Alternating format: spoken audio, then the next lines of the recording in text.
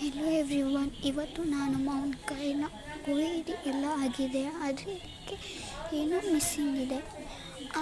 ಉಪ್ಪಿನ ಪುಡಿ, ಖಾರದ ಪುಡಿ ಅಂದರೆ ಉಪ್ಪು ಹುಳಿ. ಸೊ ಬನ್ನಿ ಹಾಕೋಣ. ಇಲ್ಲಿ ನಾನು ತುಂಬ ಖಾರ ತಿಂತೀನಿ.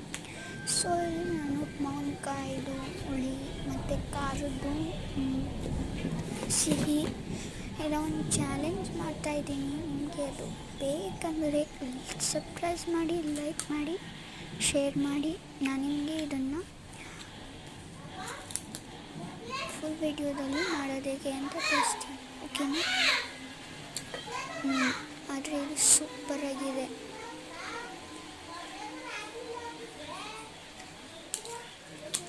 ಇನ್ನೂ ಒಂದು ಬೈಟ್ ತಗೋಬೇಕು ಅನಿಸುತ್ತೆ, ಯಾಕೆಂದರೆ ಇದು ಸೂಪರಾಗಿದೆ.